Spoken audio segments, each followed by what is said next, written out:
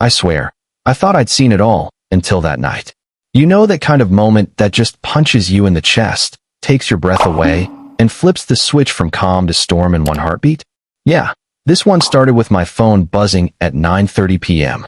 Leo, I'm at the Big Oak. I can't move. Her voice was shaking, broken by the wind. Then the words that made the world tilt. They tied me to the tree. I didn't even hang up. I was already on my feet, boots half on, heart hammering so hard it hurt. My wife Maren grabbed 2 flashlights and was right behind me. There was no talking, just movement, 2 parents charging into a storm like we were built for it. The rain was sideways, the kind that feels like sharp needles on your face, and the wind kept pushing us back. But we knew the path. Through the mud, through the tall wet grass, we saw her.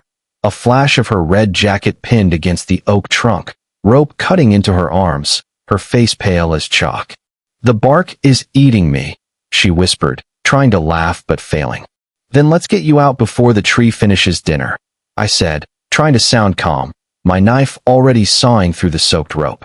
When the last strand snapped, she collapsed into Maren's arms, shivering so hard I thought her bones might rattle out of her body. And as I wrapped her in my coat, one name was burning in my head like a fuse, Calvin Ross.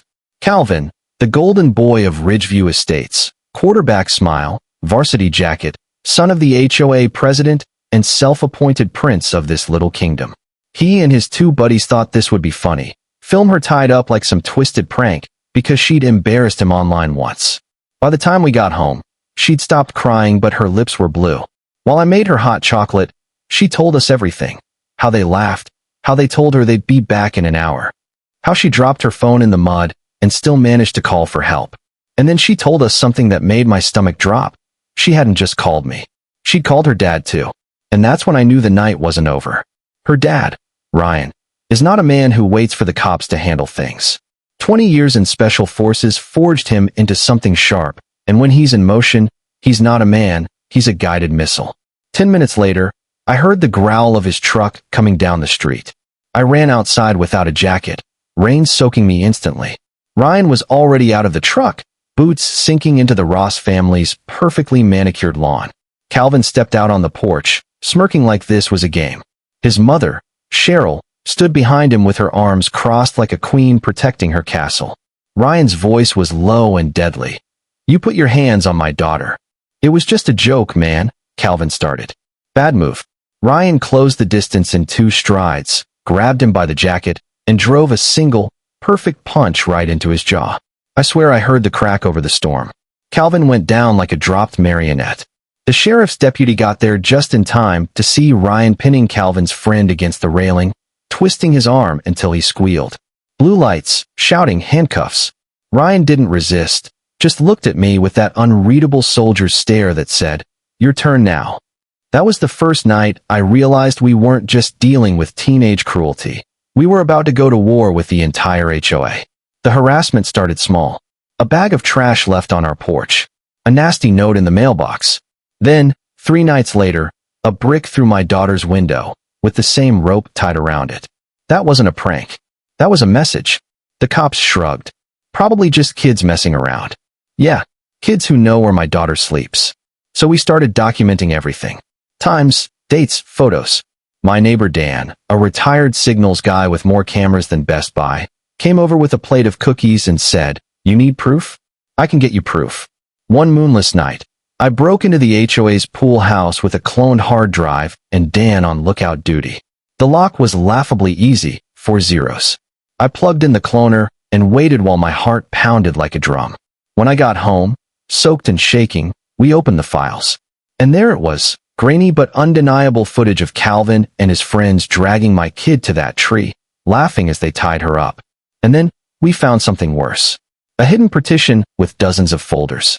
Live camera feeds from across the neighborhood, driveways, porches, even our own front door. Cheryl Ross hadn't just been running the HOA.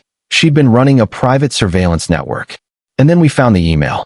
"Calvin, it's time that girl learned a lesson about respect. Be smart about it." Maren stared at the screen, her jaw set. "We're not just fighting back. We're burning this down." So we got strategic.